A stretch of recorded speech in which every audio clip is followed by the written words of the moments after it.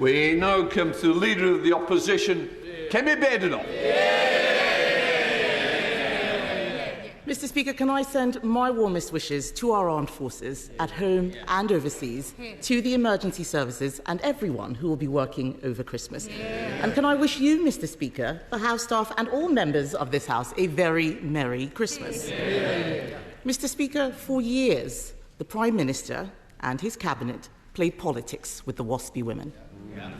The Deputy Prime Minister said Conservatives were stealing their pensions. She promised to compensate them in full. Another broken promise. Now they admit we were right all along. But let's ask about another group of pensioners whose trust... Let's ask about another group of pensioners whose trust was broken. Since the Chancellor cut winter fuel payments, how many extra people have applied for pension credit?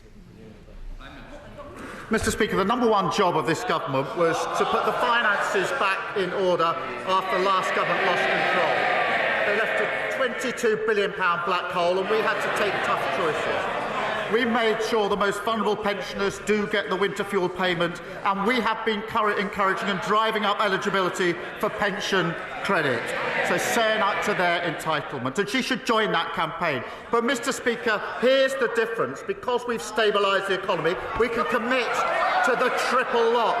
That means that next April, pensioners get another £470. But here's the difference, because 2 weeks ago, the Shadow Chancellor said the triple lock is unsustainable. Their position, so pensioners would lose out under the Tories yet again. Mr. Speaker, he didn't answer the question because he doesn't know the answer.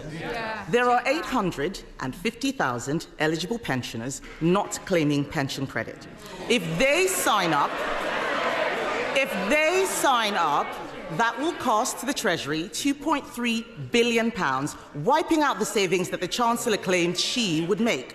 Before the election, his Chief Secretary told the public they had no plans to cut winter fuel. But they did have plans, didn't they? Age UK say cutting the winter fuel payment with very little notice will potentially jeopardise the health and finances of millions of older people. Does he agree with Age UK that this is the last thing both pensioners and the NHS need? Mr. Speaker, we've been driving up with a campaign for pension credit. It's important that everybody who's entitled to it claims that pension credit. And she shouldn't claim as some great victory the record of their government that people haven't signed up. We're the ones with the campaign. They should be supporting it.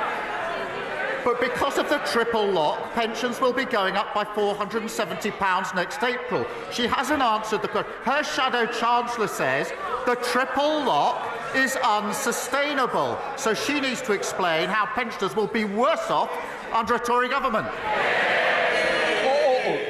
It is Prime Minister's question. Mr. Speaker, we protected the triple lock during all our time in government. Meanwhile,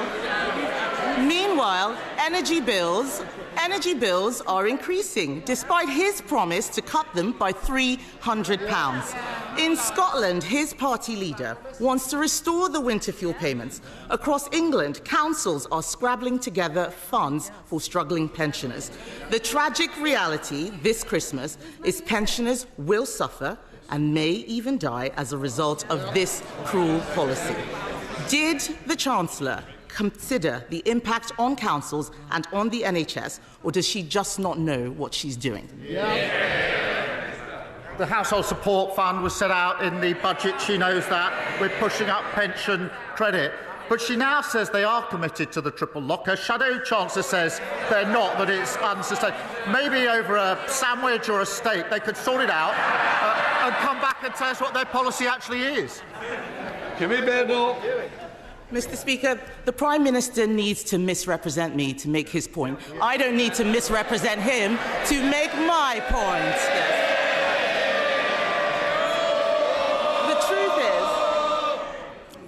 The truth is, he didn't think this through. Cutting winter fuel payments isn't just callous. It may not make savings. It could actually cost us all more. And that's not the only policy which is making things worse. The Chancellor's budget is a body blow to family businesses and also charities. Marie Curie have warned that Labour's budget will cost them nearly £3 million a year. This is a cancer charity saying they have no option but to reduce services. Did the Chancellor tell the Prime Minister that her jobs tax was going to hit charities? Mr. Speaker, she's asked 3 questions about winter fuel with a leaving out. I'll come to that. But she's changed her mind on this. She used to say that the payments were a dead weight. She said there were members of her constituency who didn't need it.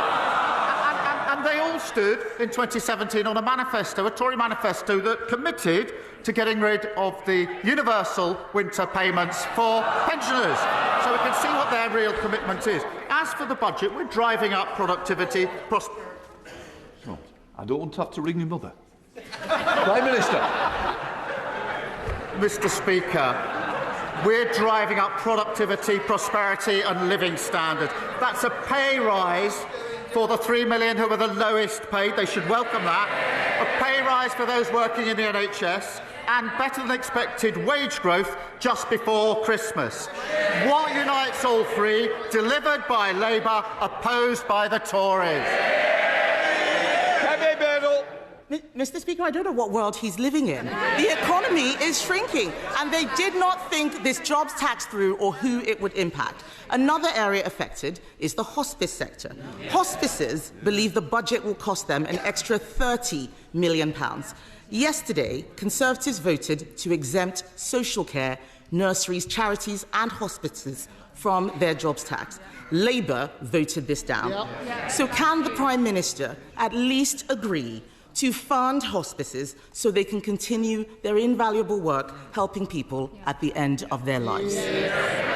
Mr. Speaker, we put a record amount into the NHS in the budget to deal with the problem that they left, and we'll set out the funding arrangements for hospices in the new year. But it's the same old, same old. They want all the benefits. She said to herself she wants all the benefits from the budget, but she doesn't want to pay for any of them. That's what got us into the problem in the first place. Mr. Speaker, I did not hear a commitment there to help hospices, which is a shame. The truth is, this winter, people will be suffering because of his choices. The economy is shrinking, inflation is going up, and jobs are being lost because of his budget. Pensioners won't be able to heat their homes because of his government's decisions.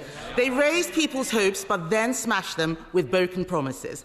And now we learn that he is about to give away our hard-won Brexit freedoms. Mr. Speaker. And they don't care.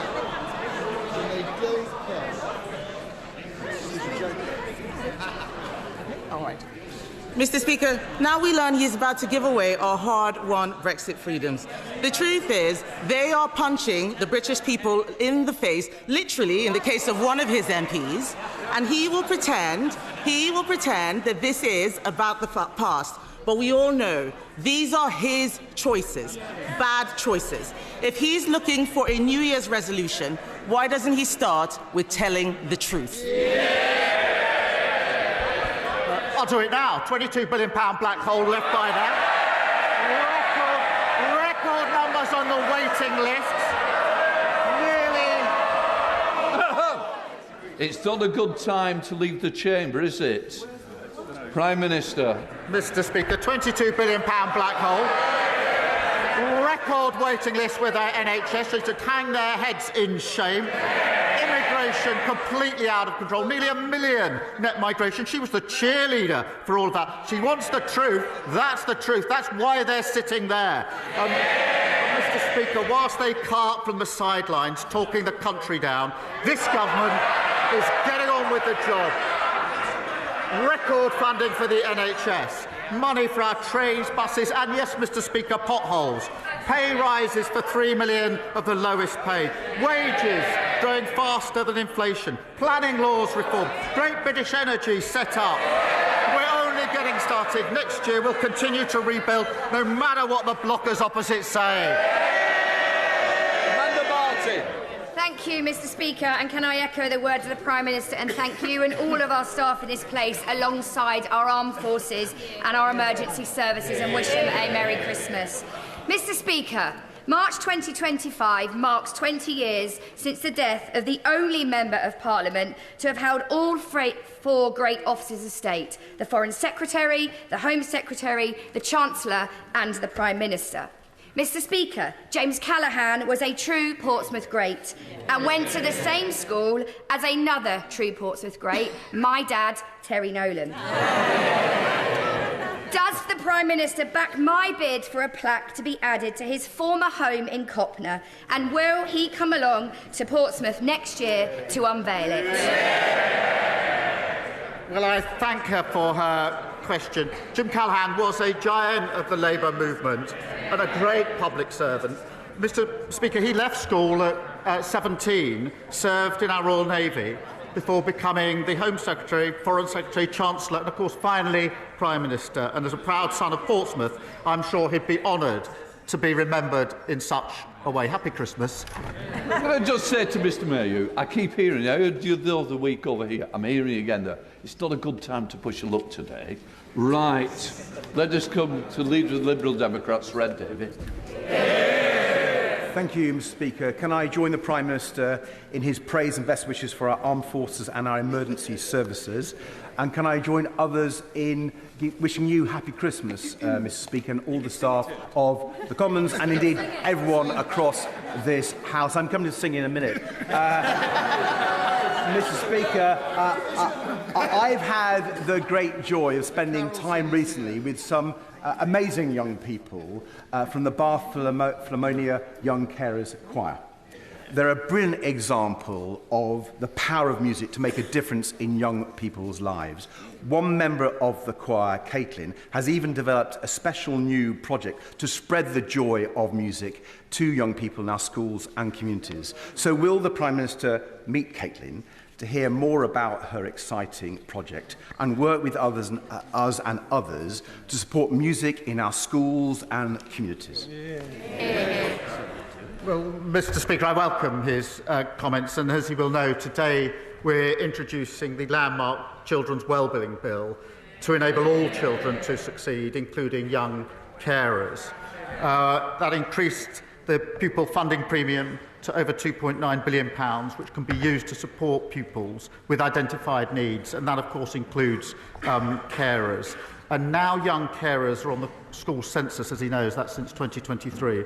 They have greater visibility and schools will be better able to identify and support them. Mr. Speaker, he talks of singing. There was carols outside our front door on Monday, and my family was surprised to see the Honourable Gentleman, Right Honourable Gentleman, shamelessly plugging his song. We have strict rules about antisocial behaviour, but in the spirit of the season, I simply say Happy Christmas. Sir Red David. Well, Happy Christmas, Prime Minister. Can I thank him for allowing the Young Carers Choir to sing outside number 10? I hope he and the staff enjoyed it. Our song is called Love Is Enough, but the hard truth is, for many young carers and young adult carers, actually love is not enough. These amazing young people need real action to help them with the challenges they face. So in addition to the measures that the Prime Minister just talked about, will he support the Carers Trust's Young Carers Covenant to make sure across government, across local authorities, we are supporting these young people with all the support they deserve? We should support these young people, and we continue to work across the sector to ensure all schools identify, support and record data on young carers. And of course, Mr. Speaker, we boosted the carers allowance in the budget, but I agree with him in relation to these young carers. Thank you, Mr. Speaker. Can I associate myself with the remarks of the Prime Minister in wishing everyone a very happy Christmas this year? For many in my constituency and indeed across the country, particularly those in temporary accommodation, it won't be a happy Christmas. On the Tories' watch, temporary homelessness more than doubled. So what is the government doing to support families and children living in temporary accommodation, particularly this season? Well, she's right about the appalling inheritance, which included record numbers sleeping rough, almost 160,000 children living in temporary accommodation. Speaker, we're delivering nearly £1 billion into councils to tackle homelessness, including increasing funding in Bolton over the next year. That includes dedicated support with housing, with mental health, and with employment. But we're also committed to tackling the root causes, and that's why we're building 1.5 million new homes and abolishing Section 21 no-fault eviction, something they said they were going to do and repeatedly failed to do. Ben Lake. In 2022, the Prime Minister supported calls for fair and fast compensation for 1950s women impacted by the changes to the state pension. And yet, just yesterday, his government rejected those same calls out of hand. Mr. Speaker, is this what the Prime Minister meant when he promised to lead a government of change? Mr. Speaker, this is a serious issue. Between 2005 and 2007, there were, I think, a 28-month delay in letters to women born in the 1950s about changes to pension age. That was unacceptable, and it was right that the government apologised for that. In 2011, the former Chancellor, George Osborne, then accelerated those changes with very little notice. That equally was unacceptable, and Labour opposed it at the time. It is a serious issue. It's a complex issue. The research, as he knows, shows that 90% of those impacted knew about the changes that were taking place. And I'm afraid to say the taxpayer simply can't afford the tens of billions of pounds in compensation when the evidence does show that 90% of those impacted did know about it. That's because of the state of our economy. Brady. Thank you, Mr. Speaker. Recent data shows that almost 11,000 Scots have been waiting for hospital treatment for over 2 years after referral. The equivalent number in England is around 113. Would the Prime Minister agree with me that this shows the catastrophic damage the SNP government have done to the Scottish NHS? Well, he's right when he says the SNP is letting down patients in Scotland. As the Scottish Auditor General says, greater leadership is needed in the Scottish NHS. Waiting list targets are being missed. Spending on agency staff is skyrocketing. And delays to patient discharge are hitting record levels. They seem to be proud of that appalling record. We've provided the money, they've got the powers, they've run out of excuses. Blake Stevenson. Thank you, Mr. Speaker. Since the summer, thousands of commuters using Harlington and Flitwick stations have had to put up with nearly 8% of trains being cancelled in the evening peak, and nearly a third of trains that do arrive are more than 5 minutes late. Is it a mere coincidence, Mr. Speaker, that such poor performance follows this government's decision to pay off their union backers with no strings attached? The trains and all travel was in an appalling state under the last government. We're clearing that up and fixing it, and he should be welcoming that. Ian Byrne. Thank you, Mr. Speaker. The Parliamentary Ombudsman concluded that an injustice was done to 1950s born women. It ruled that they are owed compensation and asked Parliament intervened to deliver justice. In my constituency of Liverpool, West Derby, I have more than 5,000 women affected. And alongside a great many members in this House, I believe these women are owed compensation for the injustice done to them at the hands of the state. So will the Prime Minister give members the opportunity to vote on whether they believe WASPy women are owed compensation? Well, Mr. Speaker, I've just set out the factual background. and the percentage that knew about the change. And the simple fact of the matter is, in the current economic circumstances, the taxpayer can't bear the burden of tens of billions of pounds in compensation. Well, they're chuntering away. In 14 years, they accelerated the changes and not once spoke about compensation. Rebecca Smith. Thank you, Mr. Speaker. My constituents, Caroline and Savannah, are just two of thousands across Devon, Cornwall and beyond who are living with postural tachycardia syndrome and have been unable to access adequate treatment since the retirement of the only consultant available to work with them in July. What action can the Prime Minister take to help me secure the treatment that my constituents need, and will he agree to meet with me and them to discuss the treatment of POTS in more detail? Well, I thank her for raising this important issue on behalf of her constituents. It does underline the critical importance of the NHS workforce plan that we will deliver next summer to ensure that the export workforce is in place to get the NHS back on its feet. I am proud that we're investing an additional £22.6 billion to fix our NHS, and I will, of course, make sure she gets a meeting with the relevant minister to deal with the issues of concern to her constituents. Jodie Gosling. Thank you, Mr. Speaker, and a very Merry Christmas. May I associate myself with the comments of the Prime Minister and my gratitude to all of those that serve our communities over Christmas. I'd like to give special credit to foster carers in Nuneaton and across the UK for the incredibly important role that they play. We know that their care transforms lives, but the foster carers in Nuneaton tell me that there simply isn't the support that there used to be, and over 17% of children are waiting over 4 years for care. Recently, I was made aware of one child who had had 9 home placements before the end of Key Stage 1. Can the Prime Minister ensure that there will be a robust system to provide consistent and swift care when needed? Well, I'm grateful to her for raising this issue because, Mr. Speaker, every single child deserves the best start in life, and there are far too many shocking cases of children being let down. The Children's Wellbeing and Schools Bill is being introduced today, and that does put children's interests at the heart of government policy, and I hope it will be supported across the House. Thank you, Mr. Speaker. Labour promised not to raise taxes on working people, but farmers are some of the hardest working people that I know. Peter Douglas from Jedburgh has looked at the details of this policy, and he says Labour's inheritance tax increase will prevent him passing on his family farm to his son and daughter. They say Labour have betrayed them. They can't trust the Prime Minister to keep his words. They've got a point, haven't they?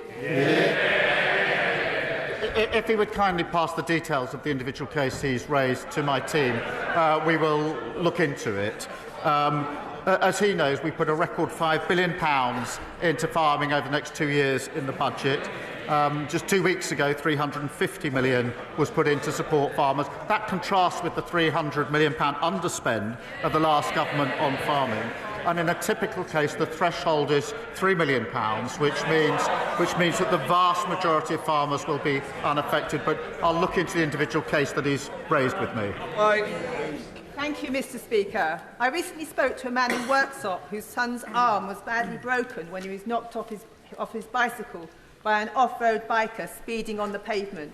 Dressed in black, no number plate, totally unidentifiable. The young boy no longer goes out to play. His experience isn't unique. What action is being taken to smash the bikes and put police back on our streets? Well, I'm glad she's raised this because off-road bikes were a complete nuisance under the last government, got completely out of control. We're introducing new respect orders to crack down on off-road bikes, strengthening police powers in relation to dealing with this big problem that got out of control under the last government. We will also deliver 13,000 more neighbourhood police to ensure that we keep control of our streets, something that was lost under the last government. Thank you. Thank you, Mr. Speaker. Last week, the Royal Borough of Windsor and Maidenhead announced plans to hike council tax by an unprecedented 25%. This would require the government's permission. Does he agree with me that this outrageous request should be rejected, that the borough might be a candidate for accelerated local government reorganisation, and my constituents should not be footing the bill for the persistent weak financial control and political failure locally. Well, thank him for raising this issue on behalf of his constituents. We are, as he knows, committed to fixing the foundations of local government and keeping taxes as low as possible for working people. The budget announced real terms increase for local government with over £4 billion of added funding. And so we will put that support in place, and he's right to raise this issue. Speak to Priestley. Thank you, Mr. Speaker. We have in our NHS many brilliant emigre and refugee surgeons from the greatly troubled Middle East. And I've been privileged to work alongside some of them, Iran, Iraq, and now, as we think, especially of Syria. What practical measures can the UK take to help ensure that Syria now has the best chance of becoming an open society and the second functional democracy in the region? Well, I thank him for drawing attention to the people of Syria and to the health workers of all backgrounds who do vital work in our NHS. The fall of Assad's brutal regime is to be welcomed and should be welcomed, but we must be cautious about what comes next. We've provided £50 million of extra support to vulnerable Syrians, and I've spoken to G7 leaders to work towards a Syrian government that respects international law, universal human rights, and protects all citizens across all sectors. Thank you, Mr. Speaker. Dave Dugan. Mr. Speaker, before the election, this Prime Minister said he would lower energy bills by £300. Since he took office, they've gone up by £149. He said he would protect the winter fuel payment, but now he's in power, he's stripped it off our pensioners. And he said he lined up for many photos with waspy women, saying he'd have their backs, and he's just betrayed them in the most scandalous way possible. This is now the defining characteristic of this one-trick phony Prime Minister who says one thing and does another. In Scotland, the SNP are 16 points ahead in the polls. Does he understand? Does he understand why the people of these islands, especially those of us in Scotland, treat him with such contempt? They used to ask those questions. They used to ask those questions from this sort of area with very many MPs not so long ago. That all changed in July, and he's now carping from right up there. We can hardly hear him. Debbie Abrahams. Thank you so much, Mr. Speaker. I'm sorry I couldn't hear you over the hubbub. First of all, can I wish you a very Merry Christmas, and all colleagues across the House a very Merry Christmas, and especially the House staff. And also, I associate myself with the remarks thanking emergency services and our armed forces for their service. Mr. Speaker, Christmas is a time for peace and goodwill. Given there are more conflicts now than at any time since World War II, and that all wars end with a peace, what is the Prime Minister's resolution to work with others for a more peaceful world in 2025? Well, Mr. Speaker, can I thank her for her question? And I'm sure colleagues across the House support the values of the Parliamentarians for Peace, which I know she is involved with, and their work to support human rights across the globe. And that is the sentiment, I think, that we take into this festive period. Thank you. Richard Ford. Thank you, Mr. Speaker. And it was good to hear that the Prime Minister visited British soldiers in Estonia yesterday before they have to spend Christmas away from their families. We would all like to see a lasting peace emerge for Ukraine in the new year, but Putin may take any deal brokered by Trump as a break in which to re-equip and rearm. What will his government do to deter Russia from restarting its imperial war of aggression following any peace deal? Well, can I congratulate him on his appointment to the Intelligence and Security Committee and thank him for raising the question of our troops in Estonia, who will be there over Christmas without their families, and they're right on the front line with a very clear sense of purpose as part of our NATO contingent, and we thank them. He's right that we must continue to support Ukraine, and that was the subject of our discussions in Estonia yesterday, and make sure Ukraine is put in the strongest possible position, whether negotiations or not, and be absolutely clear that this conflict could be ended straight away if the aggressor, Russia, backed off. Mother of the House, Diane Abbott.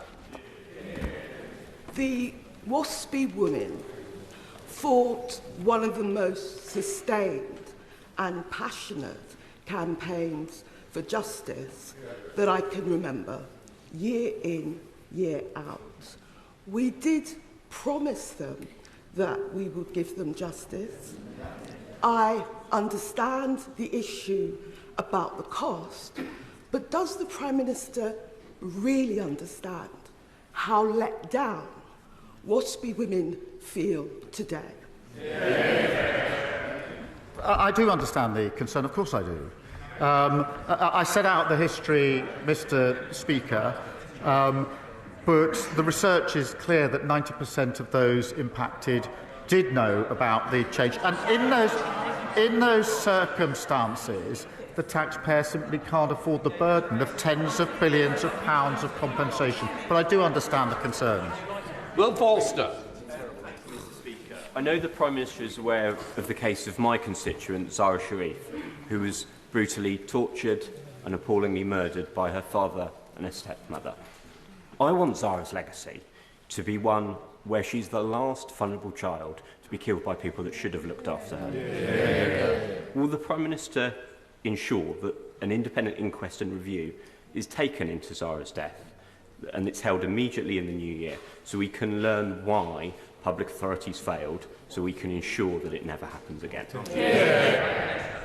He rightly raises this absolutely harrowing case, and it is important that all the lessons are learned. There is an independent process going on, but we must be clear about overhauling children's social care to keep young people safe and looking again about the framework for homeschooling, amongst other things. So we need to learn those lessons.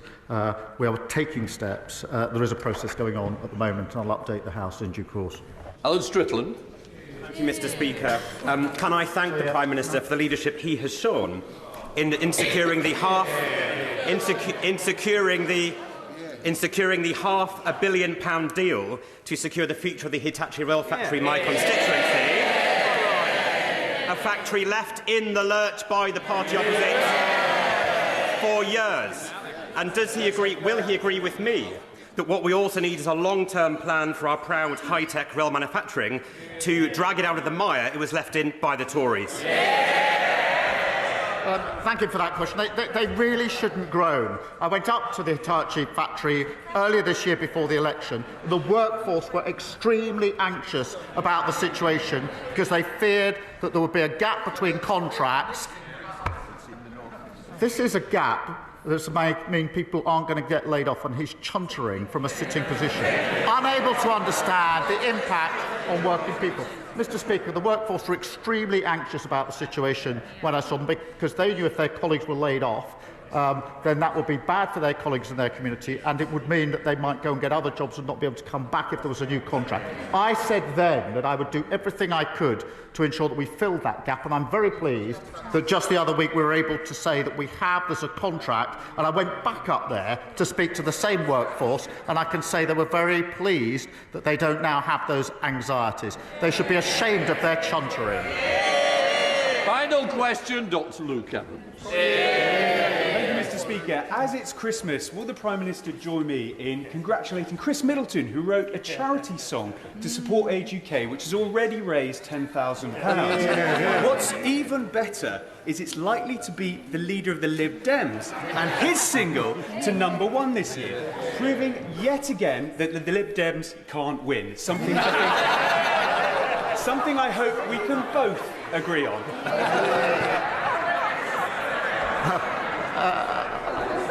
I'm not going to adjudicate between the contending singles for the top of the charts, but I will end, Mr. Speaker, this is the last question, I think, by just repeating a happy Christmas and a peaceful New Year to everyone across the House. Right, we'll let the front benches change up.